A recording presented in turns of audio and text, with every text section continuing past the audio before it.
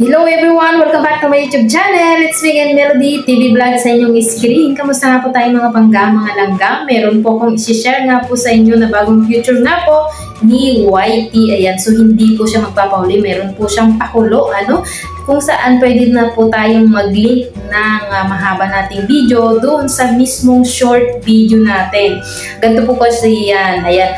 Once nanonood po kasi yung mga tao ng short video natin, so nabitin sila, pwede po nilang i-click yung link na ilagay natin dito sa short video na to. Pag once na click nila yun, ayan, automatic madadirect po sila sa long video natin. Ayan, so hindi na sila mabibitin, magkakaroon pa sila ng scroll pa na makapanood po ng mga video natin. So ilalagay po natin yung link natin doon sa mga short video related nga po doon sa ating ilalagay na video. Ayan, so ituturo ko po sa inyo kung paano po maglagay ng mag-link ng title ng video natin dun sa ating mga short video. Ayan, so I hope na nakatanggap ka or hindi pa. Kung hindi ka pa nakatanggap nga po ng mensahe galing po kay YT, ayan, i-update mo ang iyong YT para makatanggap ka nga po ng email galing kay YT. Hindi ko alam kung lahat ba or merong hindi. Ayan, sa mga nagsisimula pa lang, gawin mo to at malaking tulong po ito nga ginawa po ni YT na bagong future nga po. Alam ko, hindi lang po ito yung bagong future niya. Meron pa po at tsak na magugustuhan nyo pong lahat sa mga nagsisimula pa lang mo mag-YT po dyan. Hindi na po mahirap, hindi katulad na po dati. Pero hindi po niya tinanggal yung nauna. Ayan, may bago lang po siyang pakulo.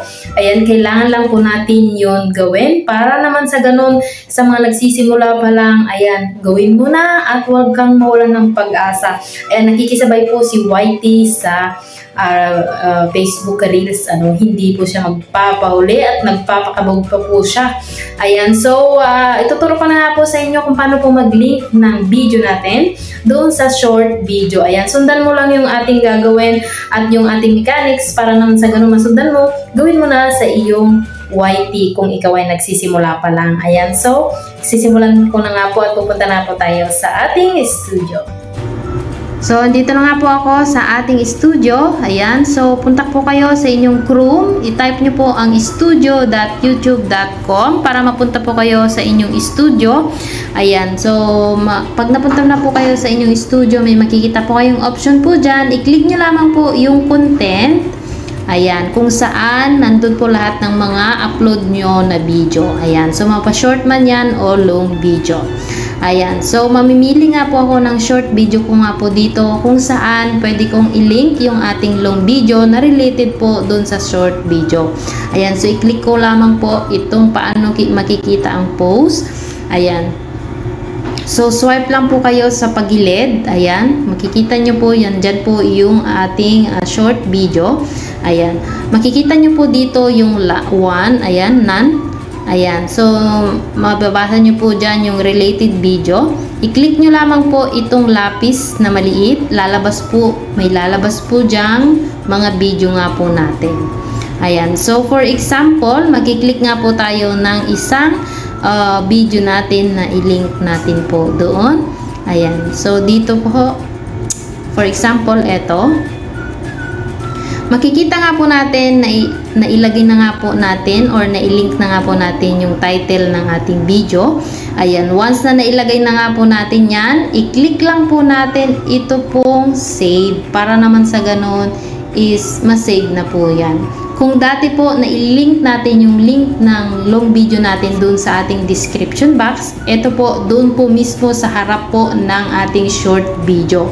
Once na na-click na po nila yon, automatic madadirect na po sila sa mga video natin or sa nilagay mong link pala. Ayan, so ganun lamang po mag-link ng ating long video sa ating short video.